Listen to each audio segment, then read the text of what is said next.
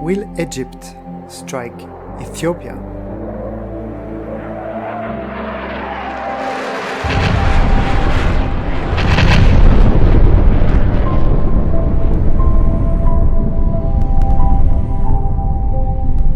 According to the Egypt Independent, at the end of June, a Facebook page called Ana Asef Ya Rais, which means in English, I am sorry Mr. President, claimed to disclose an audio recording of high political value.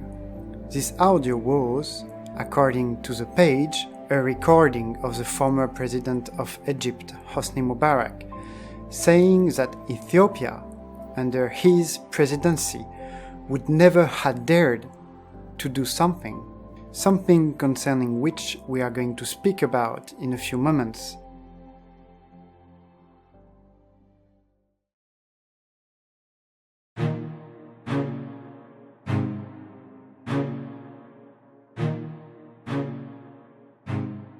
According to this recording, he would have used his Tupolev's 160 to strike. Well, I have no idea whether this audio is truly an audio from Hosni Mubarak, and to be honest, I couldn't even find the Facebook page. But I think it's still interesting. It's interesting because it's symptomatic. It's symptomatic of the great tensions between Egypt and Ethiopia about a subject which is our subject today. My name is Patrice, and you are on Foreign Chronicles. Thank you for those who support the channel by commenting the video, by liking it, sharing it, and of course, thank you so much for those who support me on Patreon.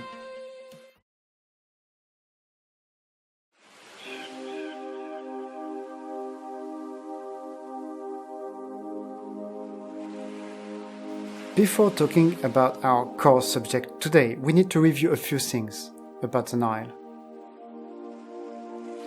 This is where starts the Nile, the White Nile, in the Lake Victoria, between Tanzania and Uganda. It then goes all the way through Uganda, South Sudan and Sudan to Khartoum. And this is also where starts the Nile, the Blue Nile, in the Lake Tana in Ethiopia.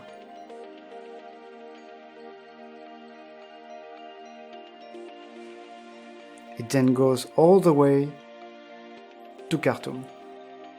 In Khartoum, the two Niles merge in one and only one Nile.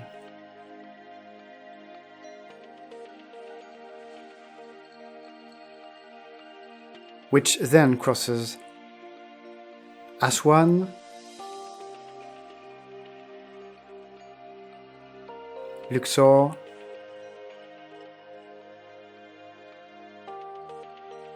Cairo, to flow in the Mediterranean Sea. The Nile is generally regarded as the longest river in the world, and its drainage basin covers 11 countries. In particular, the Nile is the primary and nearly only water source of Egypt and Sudan. So, in this part of the world, the Nile is such a big thing. Our subject, which we are going to be aware of very soon, impacts 3 countries: Ethiopia, Sudan, and Egypt. Let's start by taking the point of view of Ethiopia.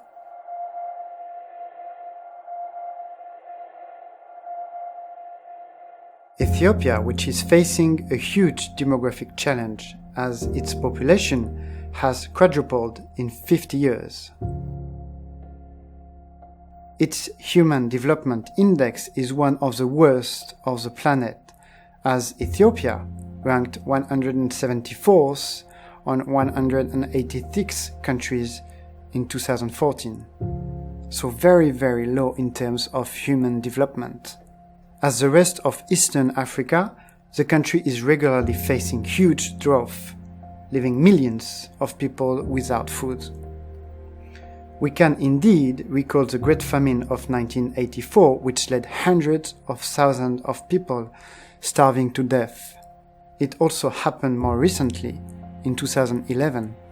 And we don't hear about it, but it is actually also happening today.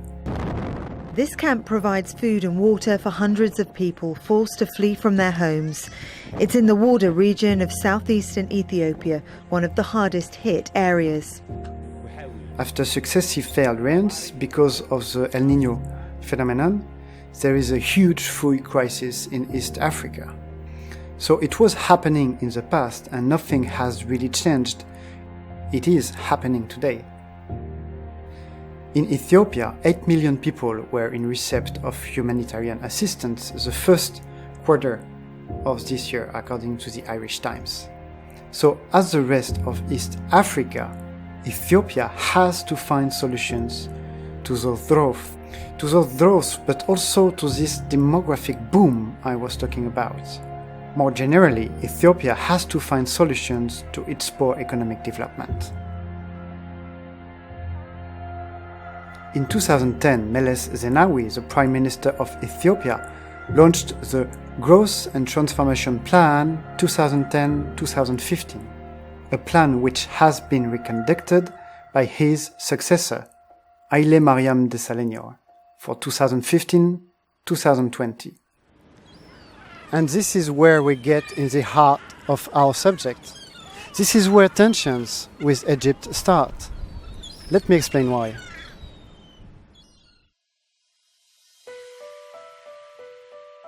This plan is mainly directed toward the improvement of the agricultural sector. And as far as agricultural crises are hitting Ethiopia, it makes sense to put in place such a plan. The Ethiopian government evaluated that to reach this goal it had to work on multiple challenges, including the expansion of the amount of land under irrigation, the massive development of its power generation, if possible thanks to renewable energies, and the attraction of foreign investments. Hydro will decrease and the wind source will increase. Especially at the dry season, the wind is very strong. And why not through large-scale or even ultra-large-scale projects? So, since the Nile is one of the most precious resources of Ethiopia, why not use it? Why not build dams on it?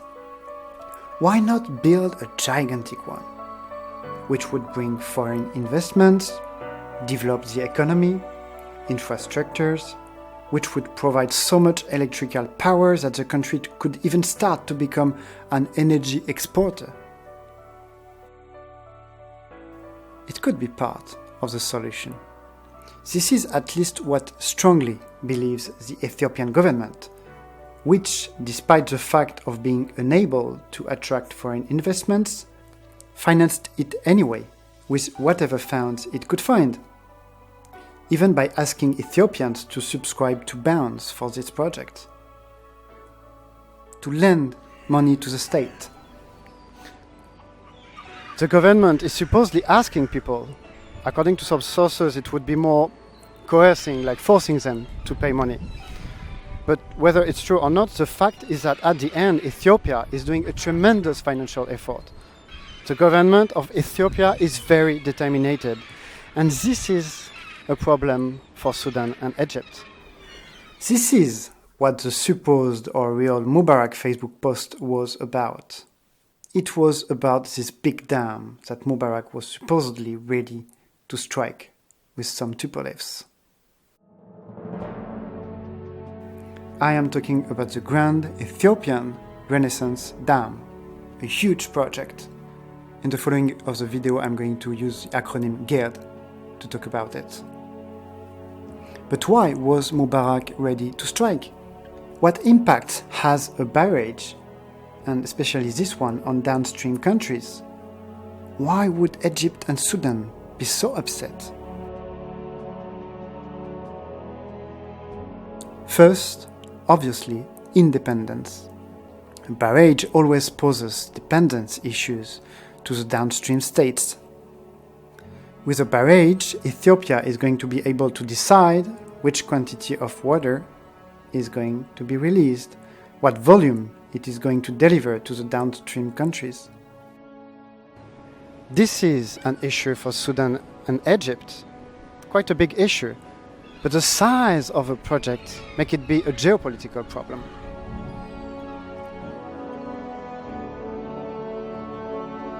When the project is going to be completed, the GERD is going to be the largest hydroelectric power plant in Africa.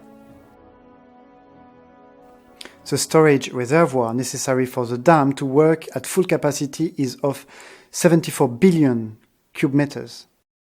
It is more than all the water that drains the Nile in 1 year.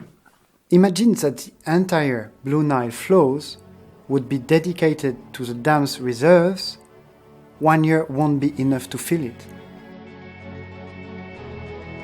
We took the point of view of Ethiopia, and we saw that building up those barrages, and especially the GERD, was a national project of huge importance.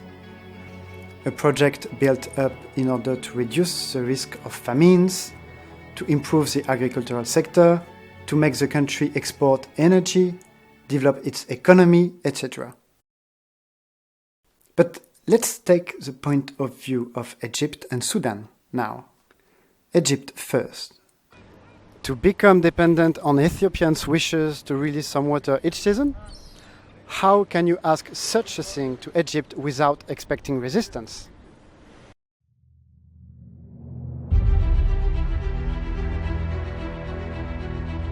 "90% of Egypt is desert. The Nile represents 96% of its fresh water supplies. So imposing Egyptians such a thing on their most precious resource will mechanically generate tensions. Once built up, Ethiopia's interest is going to be the filling up of the barrage as fast as possible. And it is going to take a while. If it reduced the Blue Nile's rate of flow of 10%, for instance, it would take more than 10 years. And reducing the flow of 10% makes an important difference for the downstream countries, especially because the Blue Nile is the one between the Blue Nile and the White Nile with the main flow rate. And if the downstream countries also wanted to build up a barrage, they would also need to fill it up, and therefore would add to the Nile dryness.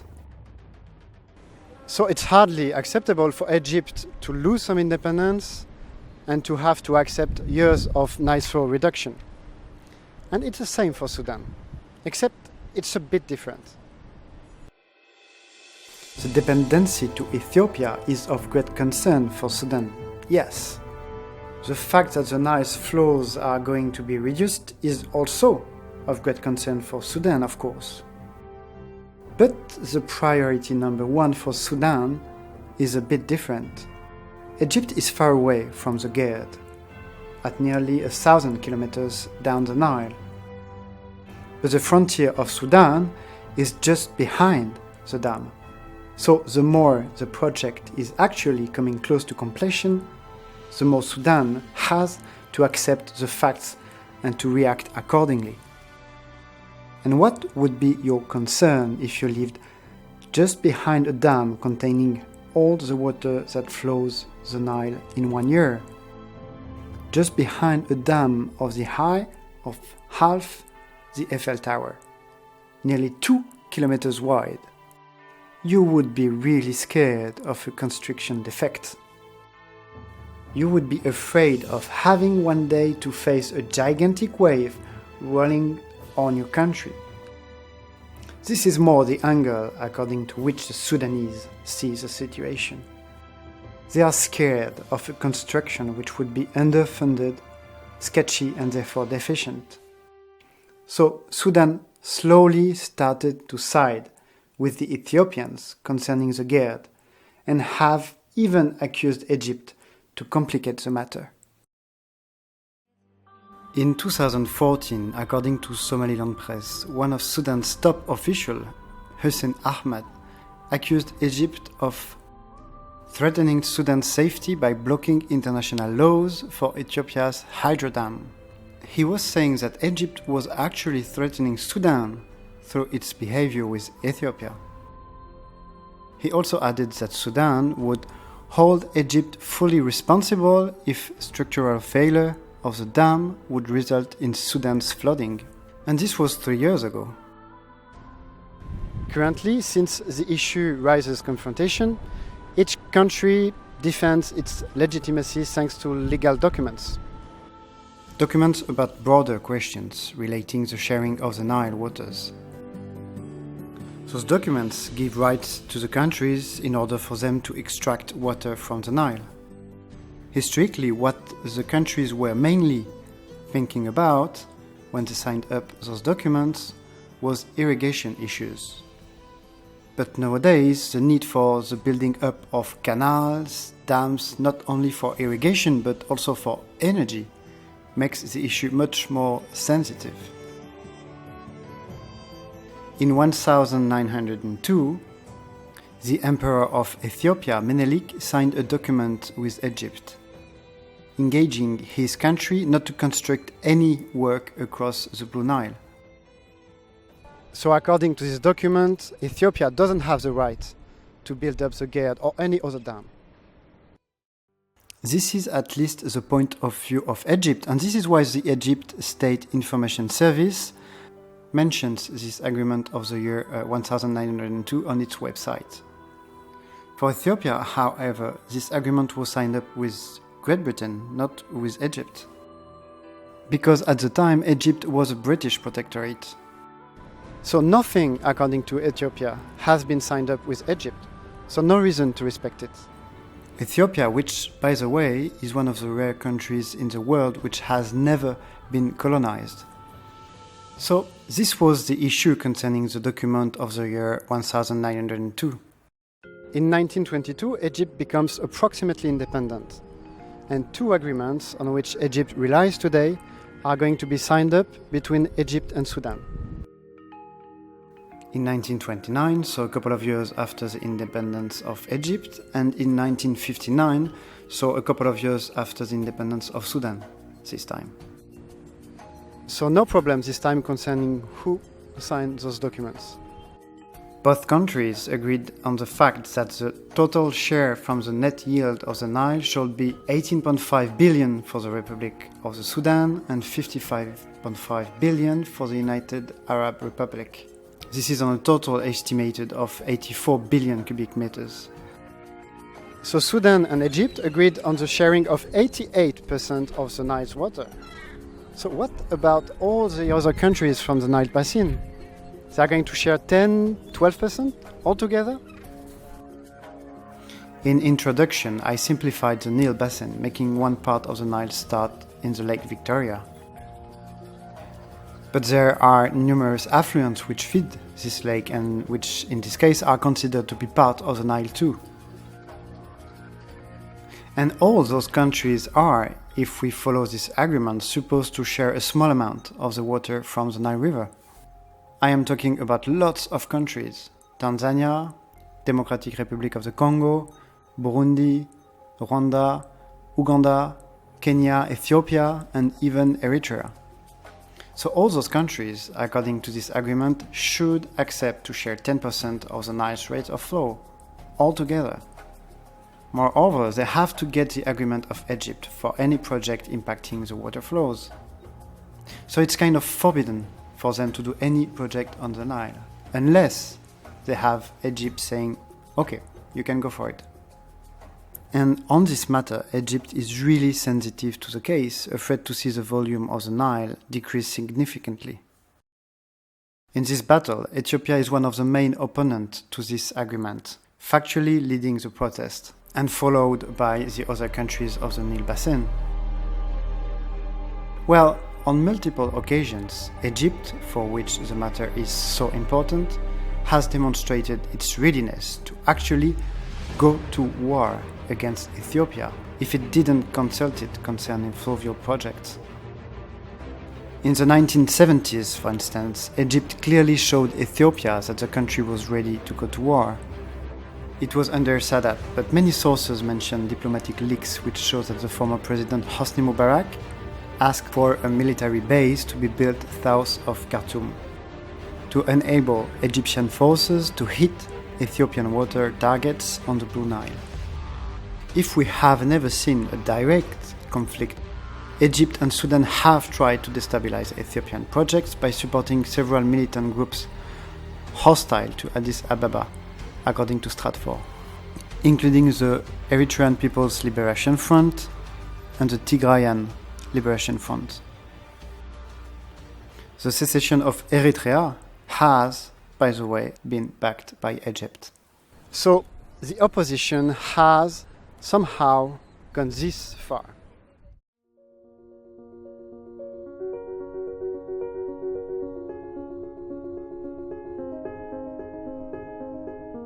In 1999, all the countries of the Nile Basin created a forum called the Nile Basin Initiative in order to try to resolve the disputes over Nile waters.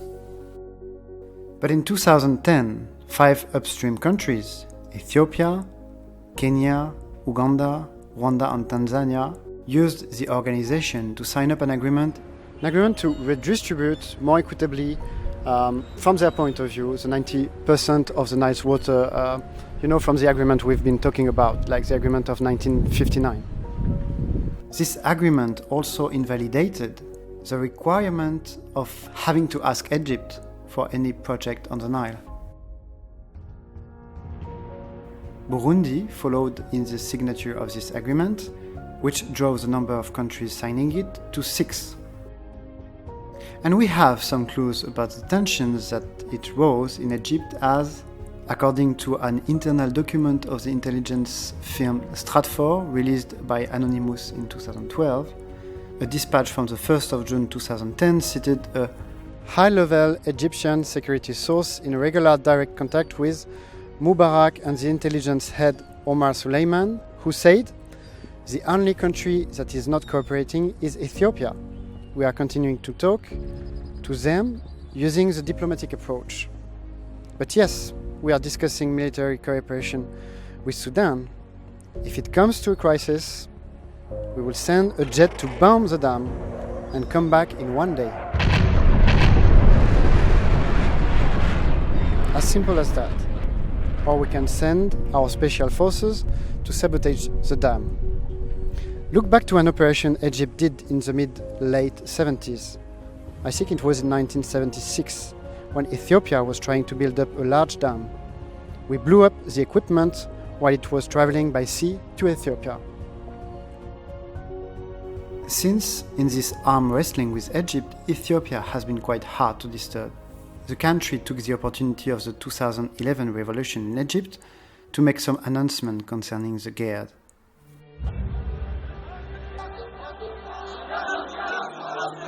Thousands march in downtown Cairo. Knowing that it would be hard for Egypt to react at the time. In 2012, the president of Sudan decided to finally give its support to Ethiopia on this project. In 2013, it is really interesting because some Egyptian politicians discussing about the matter of the GERD together did not realize that they were on live television. Alors là, on a quelques extraits particulièrement savoureux de politiciens égyptiens qui étaient en train de discuter ensemble et en fait qui ont oublié la caméra. Et donc, on a un bon exemple de ce que pensent les politiques égyptiens et de ce qu'est la réelle politique. C'est très savoureux, regardez. ونعتقد احنا كحزب النور ان موافقة مصر على إقامة السد ده يعتبر خطأ استراتيجي خطير لأنه سيجعل أثيوبيا من ورائها إسرائيل وأمريكا دي كورقة ضغط قاتلة على مصر. كذلك استخدام أوراق ضغط مثل في هناك شعب الأورمو 35% من سكان أثيوبيا ولديهم جبهة تحرير اسمها جبهة تحرير أورمو لأن الجبهة الداخلية لأثيوبيا في منتهى الضعف جبهة هشة وكذلك جبهة تحرير الأوجاديل يمكن دعمهم وتعتبر دي ورقة ضغط على الحكومة. في اثيوبيا لازم نبقى عارفين تأثير فرق كرة القدم بتاعتنا هناك، ابطال افريقيا لسنوات، ليهم تأثير جبار زي الفنون وزي الفن، وعندنا تأثير كبير نقدر. ولا صواريخ، والسودان مش هتسمح. الموقف السوداني الحقيقة يقرف، لأنه أقل بكثير جدا مما كان ينبغي. لكن خليني أقول لحضرتك إن نقدر نسرب معلومات على سبيل المعلومات الاستخباراتية، إن مصر بتسعى لشراء نوع معين من الطيارات لتزويد الطيارات في الجو، إن مصر بتسعى. طبعا حضرتك يمكن أنا من هواة المعارك وأحب المعارك جدا مع الأعداء طبعا، مع أمريكا وإسرائيل، لكن هذه المعركة لابد أن تخاض بمنتهى الحكمة والهدوء والسكون، ولو الاجتماع ده سري، ونقسم على ألا نسرب للإعلام أي كلمة فيه بأحسن إلا بشكل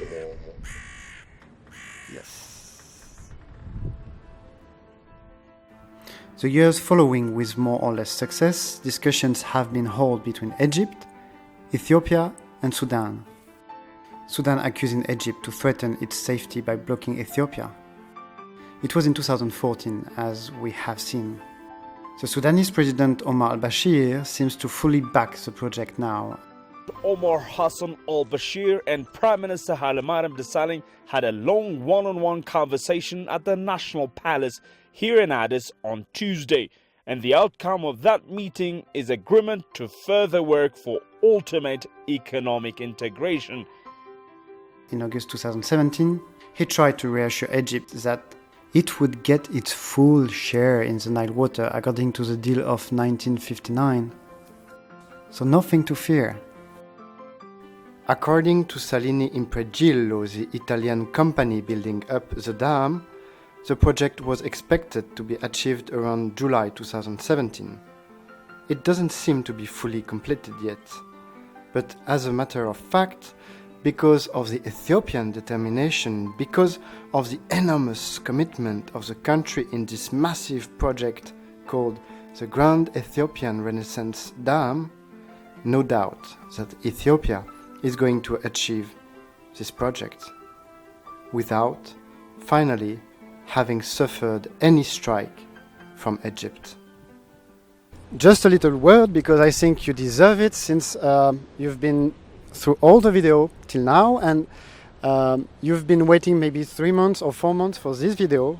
I know I'm very, very slow sometimes, somehow, but you have to know that each time I make a video, I try my best to do the best video I can. So I can be slow and everything, but I will always try to give you the best possible.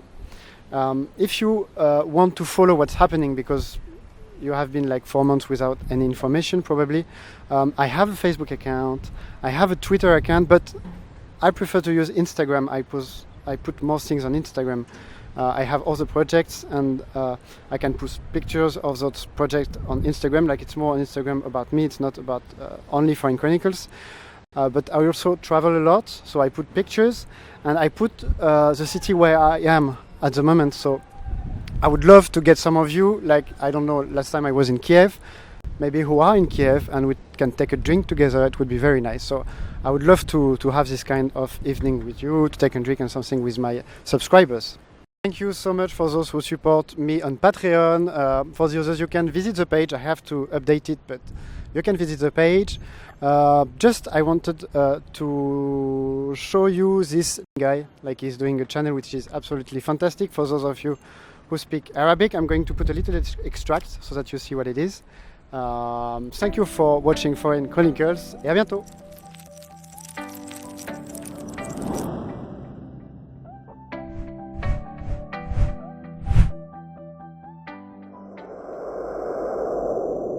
كان يا مكان في قديم الزمان كان في مواطن عربي مؤمن مسك الموبايل اللي اخترعوه الكفار، ودخل على الانترنت اللي اخترعوه الكفار، وفتح الفيسبوك اللي اخترعوه الكفار، وكتب: اللهم اجعل اعصار ارما جند من جنودك، واهلك كل الكفار، ودمر كل الكفار، واقتل كل الكفار. انت عارف اذا كل الكفار ماتوا ايش بصير فينا يا مؤمن؟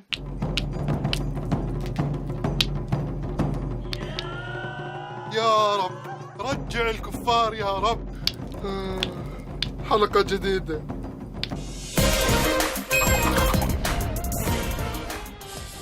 without expecting resistance. Good? Sorry? No, not TV. It's YouTube. YouTube. Yes.